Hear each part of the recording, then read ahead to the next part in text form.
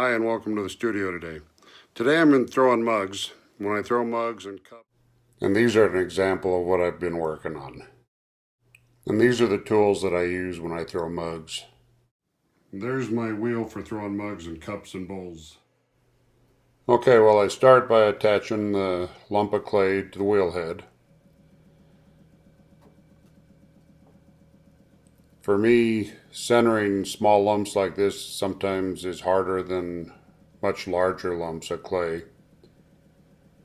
Little lump of clay kind of gets lost in there.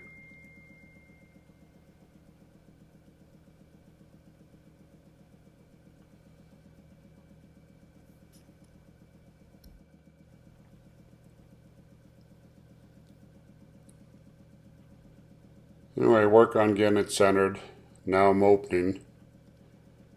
I don't trim the bottoms of my mugs, so I go down to where I can actually start to feel the bat pushing back up through the clay. Leaves the optimum amount of clay on the foot, about 3/16 of an inch or so when it's trimmed off with the wire. Right now what you see me doing is going back and forth, back and forth. I'm compressing that bottom. Need to do that so that we don't get cracks in the bottom. Major cause of S cracks is not compressing the bottom enough.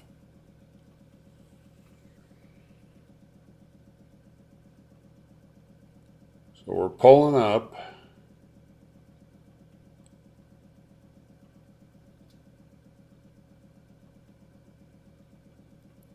I've learned to pull up enough the first time there to I can get my hand in without distorting the top too much.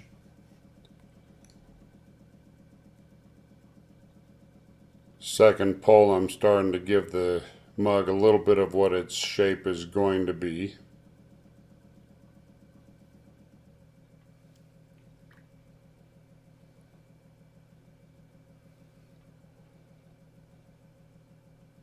Forming the little bump out where the handle will attach onto.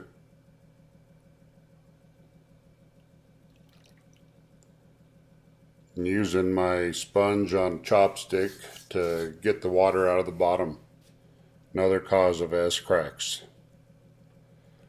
I find if I trim the excess clay at the bottom now, I have a much better save rate on my mugs.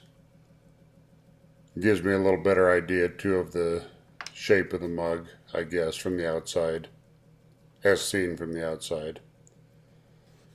So here I'm using my throwing stick on the inside to push against the clay wall, and on the outside I've got the metal rib. This step isn't necessary, but I'm going to do some sgraffito on these mugs. Not sure what this is going to be, whether it be turtles, owls, maybe some flowers, but you need a smooth surface for that. Hence the use of the steel rib.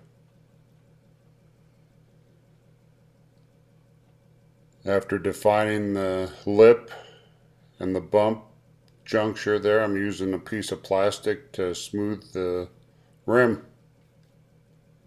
Helps compress the rim, stop cracks, makes for a more pleasant surface to put your lips when you're using the mug. Cleaning up the bottom a little bit and undercutting it so that it's ready to cut off with the wire.